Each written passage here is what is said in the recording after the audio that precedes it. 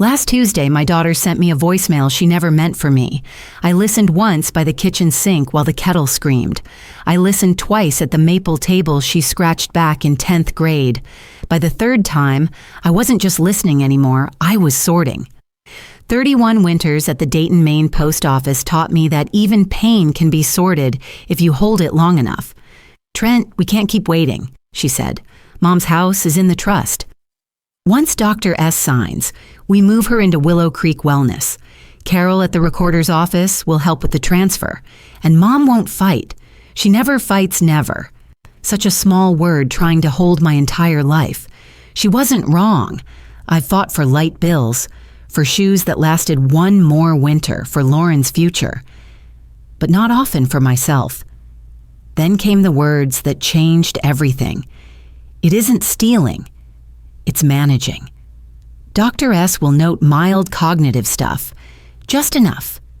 Just enough. The way a pickpocket only needs a second.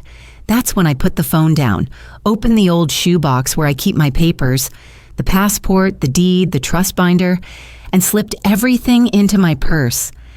I changed my cardigan for a blouse that stood tall on its own, pinned Mama Ruth's silver leaf brooch, and left a note on the table. Out doing personal errands. Back later. Love, Mom. I locked the door behind me, and the sound of that deadbolt felt like a decision. They thought I'd never fight. They were about to learn I do. That afternoon, after I left the note on the table, I drove to the credit union where I've banked since 1998, the one inside the brick building with the flag that always tangles around the pole in wind. The manager there is a woman named Nora Fields with a neat haircut and a way of speaking that makes you want to tell the truth. "Evelyn," she said, looking up from her screen, "you haven't been in for a bit. How can we help?" "I need to review the last 6 months on my savings and checking, and I want to cancel any third-party access on all accounts," I said. "If you have any authorizations with my signature, I want to see them." She clicked, and the printer started its slow, solemn work. "There is an authorization here," she said after a minute. "It was emailed. It gives read-only access to a Lauren Brooks for bill assistance. Is that your—" "My daughter," I said. "I never signed an authorization." "May I see the document?" Nora slid it across the counter. I knew within a second the signature wasn't mine. My hand doesn't make a loop on the Y in Evelyn. It ends in a straight line like I learned in 4th grade. The loops on that paper belonged to someone else's idea of me. The letters leaned right as if they were hurrying. "That is not my hand," I said quietly. Nora looked at the paper and then at my driver's license and then at me. "All right," she said. "We'll revoke all outside access immediately. I'm placing a fraud alert. We'll move funds to a new account number and set in-branch only changes for now. I'm also going to recommend you file a report today with our security department and with the police. I know that's difficult." "It's necessary," I said. The word necessary felt like a coat I needed and didn't like. We changed my online banking login to a 16-character string of nonsense. We set a verbal passphrase that meant something to me and would mean nothing to anyone else. Maple Ruth, 66. We printed statements and highlighted withdrawals I didn't recognize. Nothing enormous. Nothing you could point to and say, "Here's the theft," but enough dents to make the car unsafe to drive. 100 here, 200 there, a cash withdrawal on a morning I was at physical therapy. I imagined explanations, favors, misunderstandings, a bill paid and forgotten. I imagined my daughter's face and the way she used to press her nose into my shoulder when she was little and worried. I imagined Trent's hand on her back steering her through a doorway. Steering is a word people get away with when they don't want to say pushing. From the credit union, I drove straight to the Greene County Recorder's office. The building is newer than it looks, all clean lines and efficient carpet. Behind the counter sat a young woman with lipstick, braver than the county budget. Her name tag said, Carol Hensley. She smiled the way people do who know they are being watched by a camera and a supervisor. "Good afternoon," I said, and matched her smile. I'm here to check on any pending documents related to the Evelyn M. Brooks Revocable Trust or the property at 301 Maple Street, Dayton. We don't release specifics unless you are the party of record, she said in a sing-song that told me she had said those words 10 times that day. I am the party of record, I said. I have ID, and I'm worried I may be the last to know what's happening with my own papers. Something in my voice made her eyes flicker. She looked at my license. She typed. She stopped typing. I can tell you there's an appointment scheduled tomorrow morning at 10 regarding a trust amendment and an affidavit of medical capacity, she said, each word the exact shape of a risk. And I can print you the publicly filed drafts. You're very kind, I said, because kindness is sometimes a better crowbar than anger. The drafts she slid across the counter made my throat tighten. There was my name sitting side by side with signatures and notary blocks and blank lines for witnesses. There was a copy of a doctor's letter that used phrases like mild cognitive impairment and recommends oversight of financial affairs for patient safety. There was a facility intake form for Willow Creek Wellness with a line for family contact that listed Lauren and Trent, and a blank where my signature was supposed to go. There was a proposed amendment appointing Lauren and Trent as co-trustees of my trust and granting them powers that read like the plot of a quiet theft. People hurt their mothers for worse reasons than money, I said softly. I meant it as a way to breathe. I didn't mean it to make the young woman across from me flinch. I have kids, Carol said in a voice not meant to carry. I shouldn't be in the middle of this. Then help me get out of the middle of it, I said. Tell me what I need to stop this from happening. If I don't protect myself today, you'll read about me in a file in a month, and everybody will say what a shame. She tapped a finger against the counter, then slid me a Post-it note with a name on it, Attorney Malik Price, Elder Law. He hates us, she said with a miserable little laugh, but he knows the process. If anyone can wedge a door closed fast, he can... Thank you, I said. And Carol, I won't say your last name in a room with a seal unless I have to. When I reached Attorney Price's office late that afternoon, I thought I would cry for the first time all day. His waiting room had plants that weren't entirely sure they wanted to live, and chairs that tried to be comfortable but failed at it. It smelled faintly of coffee and paper. He was younger than I expected, mid-40s maybe, with a tie that had been tied correctly and then pulled loose to the point where it looked like he'd been in court earlier and hadn't quite forgiven the day yet. What happened? He asked. And there was a quality to the question that made me set my purse down and open it like a case in a courtroom. I showed him the bank authorization with my not signature. I showed him the recorder's office drafts. I told him about the voicemail and about the particular tone my daughter's voice gets when she believes she's doing the right thing in the wrong way and doesn't want to feel the difference. This is a playbook, he said when I finished. It's one we see. It's always a little different. The names change, the doctor changes, the clerk changes. The idea doesn't. Get a mild capacity note, rush an amendment. Use language like oversight and safety because those words scare judges into leaning toward caution. Move fast. Count on the mother not to fight. What do? I asked. We get louder than they do, he said, on paper. We file for a temporary restraining order that bars any change to your trust or property without your consent. We notify the recorder that the filing is contested. We send a cease and desist to your daughter and Mr. Avery regarding any attempt to act under forged authorization. We get you a same-day capacity evaluation from a board-certified neuropsychologist and a GP who doesn't sell convenience. We serve them tomorrow morning at 10 o'clock when they think they're coming to push this through. Will the police come? I asked, because I couldn't quite picture my living room holding officers and my child's face and my mother's brooch all at once. I'll have a uniform present when we serve, he said. It keeps everyone honest. It's not an arrest, it's a boundary with teeth. I slept that night as if my sheets were made of static. Twice I woke certain I'd left the oven on. I hadn't cooked. Once I dreamed I was back on my porch at 2 in the morning in the rain, and the downspout wouldn't clear because it was not leaves, but words blocking it. Words like safety and help and just enough. I woke to the clock blinking 6:07. I made coffee I didn't drink. I sat in the chair by the window where the morning sun lands briefly before the house across the street eats it. I thought about the cost of choosing to be the person who does not avert her eyes. At 9:58, the doorbell rang. When I opened the door, my daughter stood on my porch wearing a blazer that made her look like her own lawyer. She was beautiful. There are some truths it hurts to see clearly. Trent hovered behind her with a folder and the kind of smile that says, "I did my homework." Dr. Stephen S. wore a white coat over a golf shirt, which I suppose was meant to convey authority and leisure simultaneously.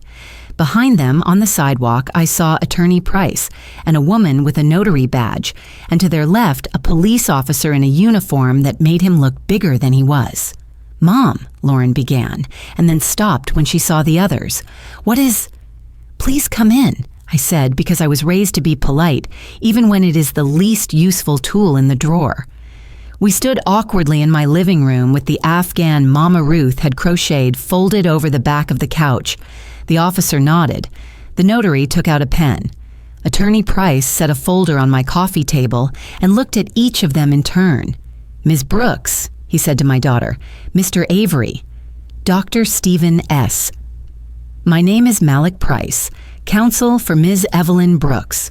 We're here to serve you with a temporary restraining order issued this morning by the court.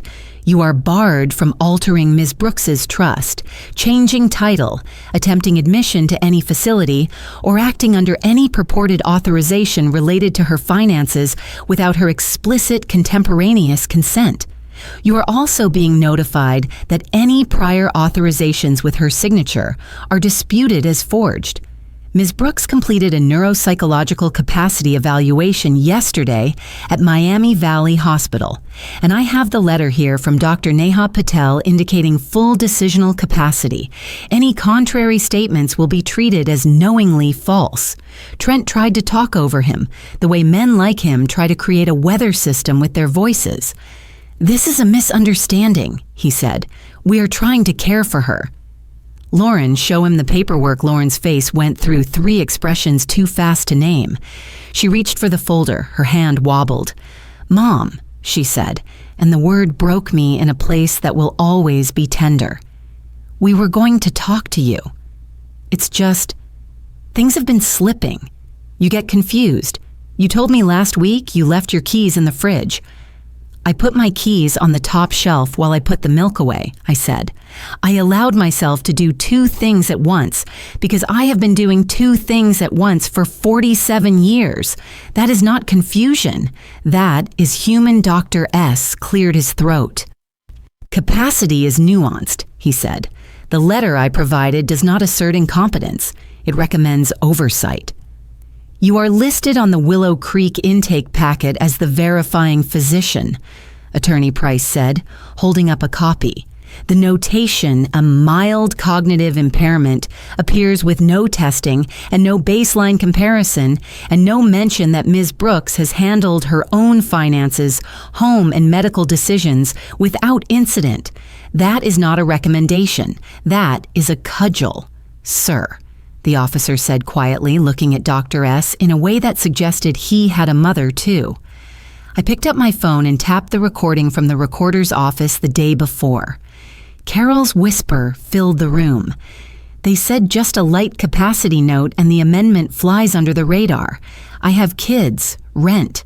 They said it was for her safety." Lauren's hand flew to her mouth. Trent went white and then flushed an angry maroon. "That is illegal," he said. "You can't record people." "In Ohio, one-party consent is legal," Attorney Price said. "And in any case, your issue here is not the recording." "It's the content." Lauren looked at me. "Mom," she said softly, "I'm sorry." You thought I would be grateful," I said, and heard something in my own voice I had never used with her. It wasn't anger, it was clarity. "You thought you could rearrange my life like furniture and tell yourselves the room looked better. You thought the word safety and help would excuse the word take.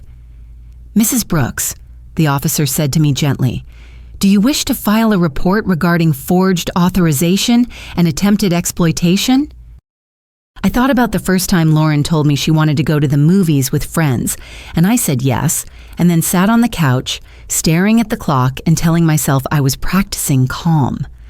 I thought about the afternoon she was 15 and came home with mascara smudged under her eyes because a boy said something sharp in the hallway and she laughed and then cried, and I told her we could buy waterproof next time, and she said, "You always have a plan, Mom." Like it was a compliment and a complaint. I thought about making pancakes on a thunder morning and pretending breakfast was a success. I thought about all the times I minimized my needs so she would not feel the weight of them. I thought about the note on my kitchen table that morning and how it hadn't been for her at all. It had been for me. A permission slip signed by the adult in the house. "Yes," I said. "I do."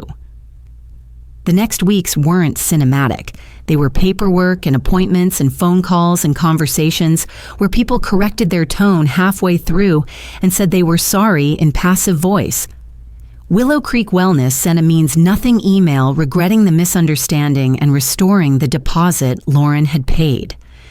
The recorder's office flagged the pending amendment and initiated an internal review. Carol resigned and sent me a note in careful block letters that said, "I'm sorry. I thought helping family would feel better than it does." The credit union's security department emailed a case number and instructions as if what had been taken from me could be captured by bullet points. Attorney Price filed a civil action that made me feel like a sentence on paper could hold back a flood. He also drafted a letter that said, in sentences that were not cruel but were not soft either, that any statements about my mental state previously made by my daughter or Mr. Avery should be retracted publicly and in writing. "We don't have to do this piece," he said. "It's salt in a wound." "It is not salt," I said. "It is soap." It stings because it cleans Lauren's boss called her in for a conversation. I know this because she told me later, cheeks hot, eyes dry. "They're moving me to a back office for a while," she said. "This kind of publicity isn't good." Publicity, not truth. Words have a way of telling on us. Trent's promotion evaporated. The doctor at the fancy practice stopped returning calls from men who ran into him at the club and asked if he was referring a lot of seniors to facilities lately because their moms were suddenly slipping. The police didn't arrest anyone. That is a movie thing. They took statements. They sent files to a prosecutor with a desk that held more pain than mine and a calendar that had no room for all the people like me. Nora at the credit union called one afternoon and asked if I wanted to come in to sign the last of the changes. We sat at a small desk in a quiet corner. "You okay?" she asked. It was the kind of question you answer twice. I said yes and no, and both were true. I sold the house on Maple and 3rd in late spring when the hydrangeas out front were fat with new blue. I sold it because I could. I sold it because leaving by choice felt like winning when staying would feel like waiting for the next battle. I bought a 2-bedroom in a 55-plus community with a name so earnest it made me roll my eyes at first. Maple Breeze. But the hallways are bright, and the neighbor in 2C grows cherry tomatoes in buckets and leaves them in a colander by the elevator with a handwritten note that says, "Take 2." On Tuesday nights, there's a ceramics class where you can ruin a pot and then start again without anyone making a speech about resilience. I changed my will. I left my things to people in places that make porches safer. An outfit in town that fixes stairs for widows and another that installs grab bars without charging double because they can. I wrote a letter to go with the paperwork. It says, "If you're reading this, it means something happened. If it's late in my life, remember, I left on my own terms. If it's earlier than it should be, make sure the coffee at my memorial is strong and someone tells at least one story where I am not dignified, but honest." It is the letter I wish my mother had left me, though she left me better than paper. She left me the steel to get through winter and a brooch that catches light in the corner of my eye when I need to remember who I am. I started volunteering at a senior lunch a friend runs at a church a couple neighborhoods over. It's called Golden Table, which sounds like a bank, but is really just chicken salad on white bread and slices of peach pie, and people who remember your name. Mr. Halverson sits at the end of the table with hands that shake until he holds a cup, and then don't. He told me once that his daughter loves him in every way, but the ways that count. And I told him that sometimes people love the idea of us more than the work of us, and that's a different kind of loneliness than being alone. "What do you do?" he asked. "You make a smaller table with better chairs," I said, "and you sit with whoever shows up." I started painting. Landscapes mostly, small ones, scenes that know what season they're in. I hung one in my living room above the television I don't watch much anymore. It's a road through bare trees with a sky so white it looks like a blank page. There's a bend ahead. You can't see what's around it. That's the point.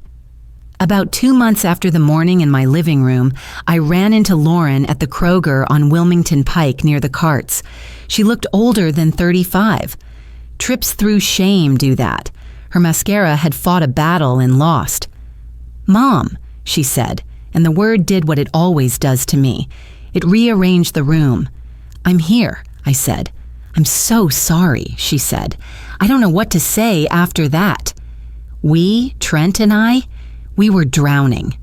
We thought if we could fix everything at once, it would be better. We told ourselves we were protecting you. I don't know when I stopped seeing you as a person and started seeing you as a plan. I didn't speak for a minute because silence is sometimes the only honest frame for what needs saying. Then I told her the truth. "I forgive you," I said.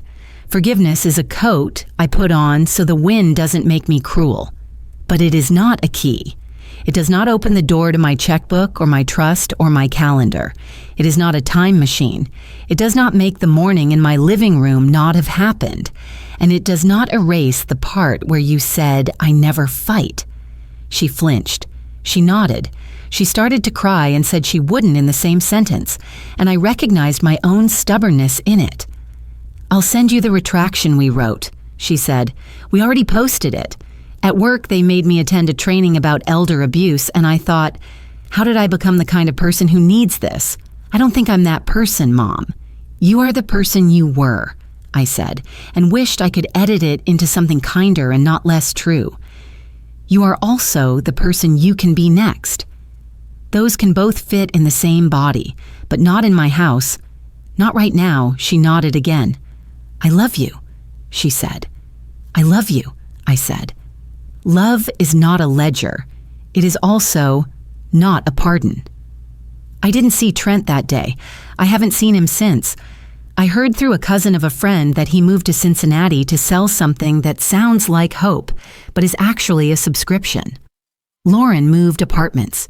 She sent me a letter a few months later, not email, actual paper in an envelope with a stamp. "I'm going to therapy," she wrote. "I am learning that the word help doesn't make a bad plan good. I am learning that I used your competence as an excuse to ignore your autonomy. I am learning the difference between loving you and managing you. I don't expect anything from you. I just wanted you to know I'm trying to become someone I respect." I wrote back a postcard with a painting of a field on it. "Keep trying," I said. "Respect is a better ladder than ambition." On a Thursday in August, the prosecutor's office called and said the forged authorization case wasn't going forward criminally. They were resourcing other priorities. But the civil matter settled. Lauren signed a confession that the earlier statements about my mental state were false and that any withdrawals she'd made under the so-called authorization would be repaid with fees. Trent signed it too. It was tidy as justice goes and as unsatisfying as a meal that filled you but didn't taste like anything. If you are still listening, if you have stayed with me through paperwork and porch repairs and words like amendment, I want to tell you something I wish someone had told me younger. There is a difference between being kind and being good. Kindness can be a habit that keeps the peace and empties you. Goodness sometimes requires that you say no in a voice that surprises even you. That morning in my living room, I learned that my voice could hold a no, big enough to carry both grief and dignity. I wish I had learned it sooner. But the thing about a late lesson is that it is still a lesson. Sometimes at Golden Table, I sit next to a woman named Yvette, who wears lipstick the color of cherries and laughs like she's proof that laughter burns calories. Her son sold her car without asking. He said I shouldn't be driving, she told me. I have eyes. I have a license. I wanted to buy peaches on my own. We ate pie without talking for a while, and then I told her about changing my will and moving by choice and making a smaller table with better chairs. You make it sound simple, she said. It isn't, I said. It is possible. On Sunday evenings, I walk with my neighbor Nora around the pond where the geese think the world belongs to them. We talk about knee replacements and how the tomatoes did this year, and about a crossword clue neither of us can get, so we pretend we don't care. Sometimes she asks about Lauren, and I say she is working and trying, and that is the best sentence I can honestly say. Sometimes I think about calling her, and then decide to write her a letter instead. Paper matters. Words written down have to sit with themselves. Spoken ones fly and get away from you. When the first cold snap comes each fall, I still check the downspouts like muscle memory. I still own the step stool and the rain boots. If water overflows now, it won't run into my basement. It will find its way down to the storm drains that burble like contented kettles. I don't stand on ladders anymore. I don't climb on things to prove I'm capable. There is a new kind of strength in knowing when to ask for help, and a new kind of wisdom in knowing how to tell when help is a disguise. People ask sometimes, quietly, the way you ask in church when you're not sure if you're allowed to say the word. Do you regret pressing charges? Regret is a story we tell ourselves to feel like we are still in charge of the version where we didn't. I regret that my daughter believed a man who said the word managing and meant taking. I regret that I raised a child to be competent and somehow taught her I was a problem to be solved instead of a person to be respected. I regret that there isn't a world where a woman can protect herself without feeling like she has betrayed her own ribcage. I don't regret the paper. The paper made a boundary. The boundary made a path. If any part of my story felt like yours, don't carry it alone. Call your bank. Walk into your credit union and ask for a manager with a name. Ask them to print anything with your signature on it. Ask them to explain anything that sounds like a gift and smells like a trap. Call your county and ask if there are any filings with your name. If a clerk looks like she's holding her breath, offer her a way to exhale without losing her job. Find an attorney who knows elder law because elder law is a road with its own signs. Call a friend and say, sit at my kitchen table while I make these calls so I don't back out. Tell the truth on paper. It's slower than shouting and more durable than shame. On the wall by my kitchen table, there is a photograph of Mama Ruth holding baby Lauren in a blanket the color of a cloud that wants to rain. They're both looking at me, the person taking the picture, like they trust me to keep them in frame. I didn't. That is the thing about life. You think you're the photographer until the picture changes and you realize you are inside it. Still, I keep the photo up because it tells a true thing. 3 women in one small Ohio kitchen, each of us trying to hand the next one a better morning. If you're listening from Toledo or Tucson or Tallahassee or a town that only shows up on maps if you zoom twice, tell me in the comments where you are. If you are a mother who has given up more than you had to and stayed quiet longer than you should have, I see you. If you are a daughter who made a terrible plan and wants to be a better person than your worst day, I see you too. We can be new people without pretending the old stories didn't happen. We can build smaller tables with better chairs and sit at them with people who don't confuse managing with loving. I am 66, and despite what my daughter once said, I do fight. I fight with phone calls and with forms and with a voice that finally learned its own weight. I fight by painting roads that bend and by bringing peach pie to the woman at the end of the table whose son thought an engine was a danger but didn't notice how sharp his words were. I fight by putting my mother's brooch on the left side of my blouse on mornings when the light is unkind, and by choosing to be kind anyway to the right people in the right ways. There is a story people prefer about endings, that they are tidy. Mine is not tidy. It is better. It is ongoing. It is Tuesday morning and the sun hits the wall by the window for 7 minutes before the house across the street eats it. It is coffee I remember to drink while it is hot. It is a pair of rain boots by the door that I haven't used in a long time, and probably won't, but keep anyway because sometimes what you need is not the object, but the memory that you survived. If you found anything here that sounded like your life, I hope you feel less alone. If my voice made you braver, even a little, then all the paperwork and porch repairs and forms and folded Afghans count double.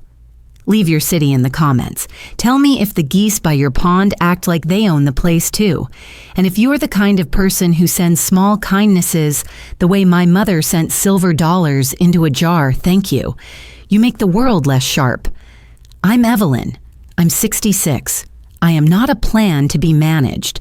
I am a person with a house full of mornings, some of them behind me, some of them ahead, and I will spend the rest of them on a small road through bare trees toward a sky that looks like a blank page, which is, in its own way, a promise.